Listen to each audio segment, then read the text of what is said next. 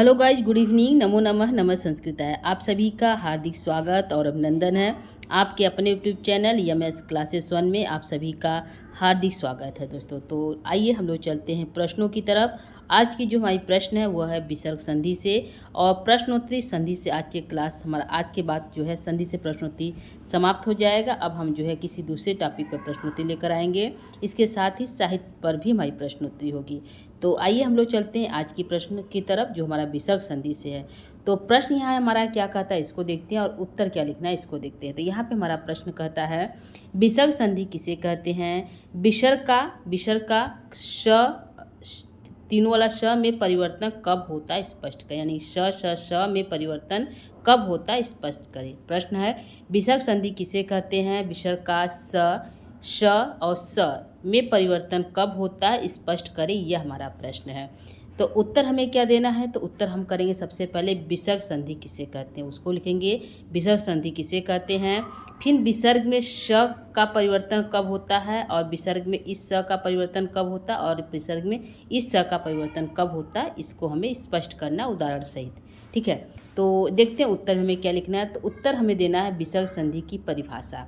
तो विसर्ग संधि किसे कहते हैं यह हम लिखेंगे। तो विसर्ग संधि हमें लिखना है जब किसी शब्द के अंत में स्थित विसर्ग के बाद, यानी कि विसर्ग या विसर्ग है इसके जस्ट बाद आने वाले वर्ण के प्रभाव से, कोई भी वर्ण हो तो उसके प्रभाव, क्योंकि यहाँ पे वर्ण नियम सूत्र के अनुसार जो है वर्ण चेंज हो गए। तो यहाँ दिया है कि कोई भी वर्ण के प्रभाव से उसका रूप बदल जाता है तो उससे क्या कहते हैं विसर्ग संधि कहते हैं। तो यहाँ पे कुछ भी हो सकता है, बाद में हमारा कुछ भी हो सकता है क्योंकि सूत्र यहाँ पे लागू हो जाता है। तो जब किसी शब्द के अंत में स्थित विसर्ग के बाद आने वाले वर्ण के प्रभाव से उसका रूप बदल जाता है तो उसे हम क्या कहते हैं विसर्ग संधि कहते हैं। यह हमारा विसर्ग संधि हो गया परिभाषा। अर्थात कह सकते हैं कि विसर्ग का अगले वर्ण के अनुसार श आदि में परिवर्तन होना ही क्या कहलाता है विसर्ग संधि कहलाता है। ठीक है, यह हमारा विसर्ग के बाद यदि कोई वर्ण आता है तो या तो ये वाला स हो जाता है या ये वाला स हो जाता है या फिर यह जो है हमारा दंती श हो जाता है, यानी तालब श, मूर्धन्य श या दंती श आदि में परिवर्तित हो जाता है। यह हमारा होता है विसर्ग संधि। तो आप इसको परिभाषा लिख सकते हैं पर जो है विसर्ग संधि किसे कहते हैं। आगे हम बढ़ेंगे। विसर्ग का श परिवर्तन होता है तो कैसे होता है इसको देखते हैं कि यह स में जो है तालब श, मूर्धन्य श और श में परिवर्तन किस सूत्र से होता है इसको देखना है और उदाहरण देखना है। तो यहाँ पे हमारा जो उत्तर हो जाएगा वो हो जाएगा विसर्जनीय स। क्या है सूत्र हमारा है विसर्जनीय श। इस स को जो विसर्ग हो जाता है। ठीक है, तो विसर्ग के बाद यदि खर प्रत्याहार का कोई शब्द आए तो विसर्ग का श में परिवर्तित हो जाता है। कब होगा यह विसर्ग तब बदलेगा जब बाद में खर प्रत्याहार का कोई भी वर्ण आएगा, तब यह जो है स में परिवर्तित हो जाता है।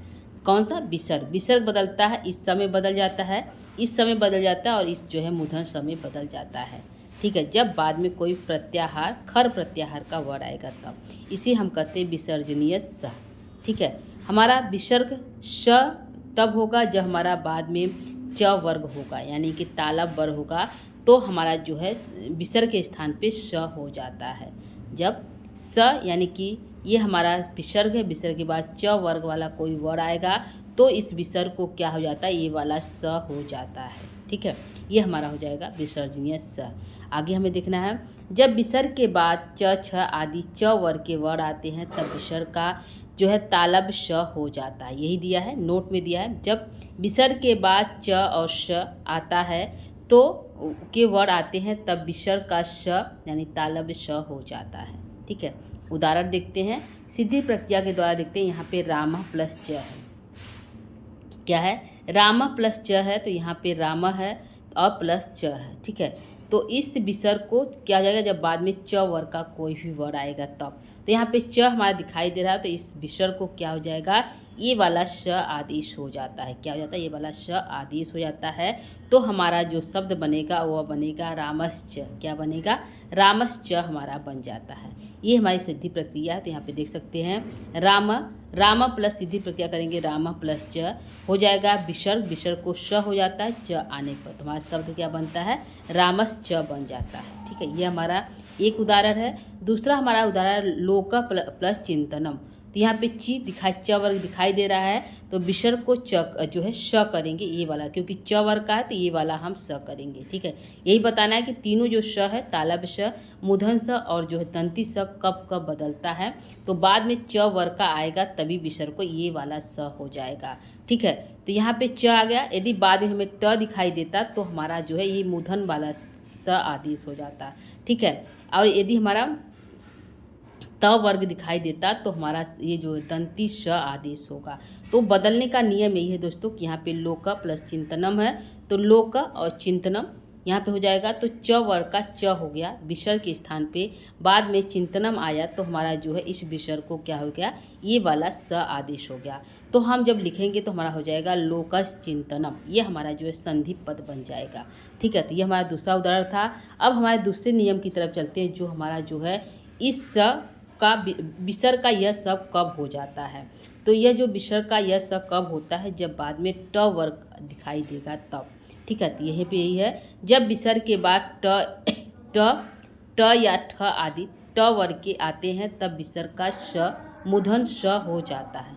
कब, यह हमारा विसर्ग है, विसर्ग के जस्ट बाद हमें जो है ट वर्ग का कोई शब्द या ठ वर्ग का कोई शब्द दिखाई देगा तो इस विसर्ग को क्या हो जाएगा, इस विसर्ग को यह मूर्धन्य वाला स आदेश हो जाता है।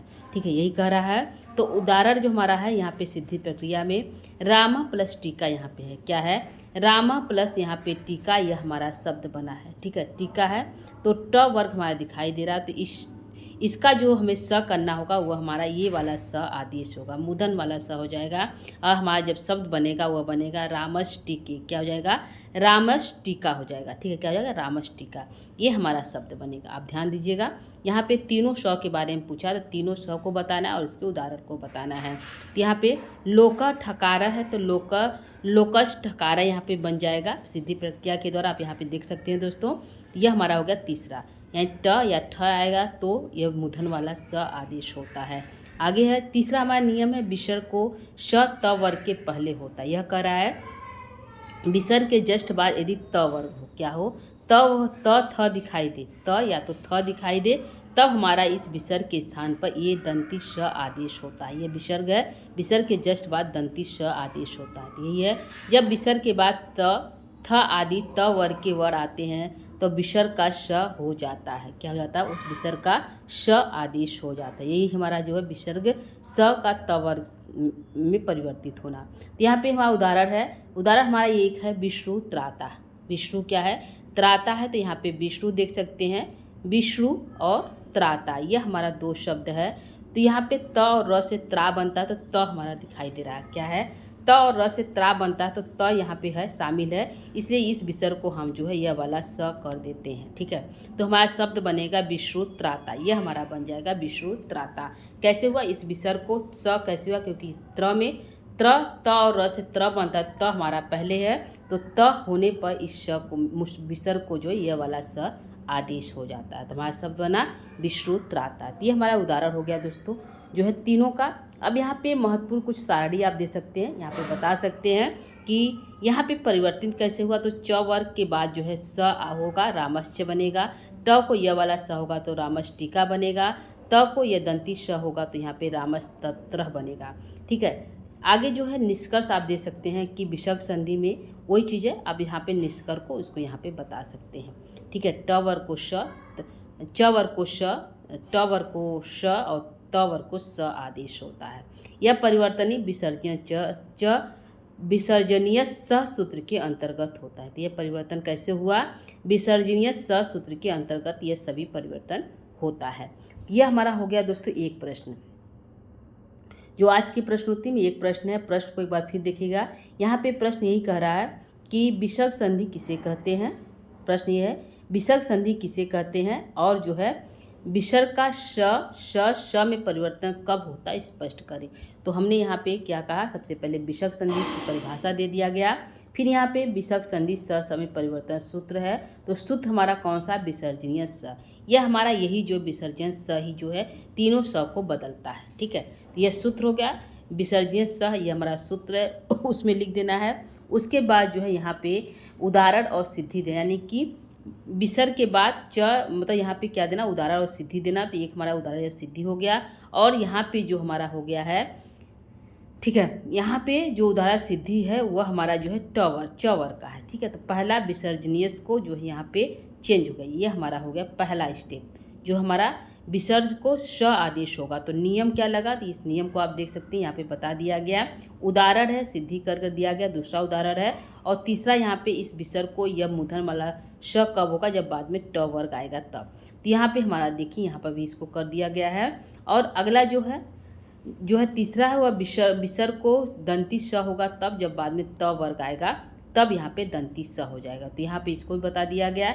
यह हमारा आज की प्रश्नोत्तरी एक हो गया। और दूसरा जो प्रश्नोत्तरी है जो हमारा हो गया, यह हमारा जो हमारा गुरु जी का किताब है संस्कृत गंगा से, उससे लिया गया है प्रश्न और उत्तर भी उसी से है। तो यहाँ पे हसी च सूत्र का परिभाषा व सूत्र स्पष्ट करते हुए उदाहरण दीजिए, यह हमारा प्रश्न है। ठीक है, तो जो हमारा बुक है ELT ग्रेड का उससे है। ठीक है, तो यह बुक से लिया गया है। सूत्र हसी च है, क्या है सूत्र, क्या हसी च है। तो हसी च का जो सूत्र है वह क्या है, ज अपलुत अ के बाद, यह कह रहा है ज अपलुत उ अ के बाद यदि रू हो तो तत्पश्चात हस प्रत्याहार का कोई वर्ण हो तो क्या हो जाता है, उस रू के स्थान पर उ आदेश हो जाएगा। तब क्या करेगा, उ अपलुतुत अ के बाद यदि रू के पश्चात कोई हस प्रत्याहार का वर्ण आए तो क्या हो जाएगा, उस रू के स्थान पर उ आदेश हो जाता है। यह हमारा परिभाषा है। ठीक है, इसे ही क्या कहते हैं, हसी च सूत्र कहते हैं। इसकी अनुवृत्ति अतोरोर प्लुतात से लिया गया है। यह हमारा इसकी जो है अनुवृत्ति ली गई है। और सूत्र का प्रकार है उ का विधान करने वाला, यह क्या है, विधि सूत्र है।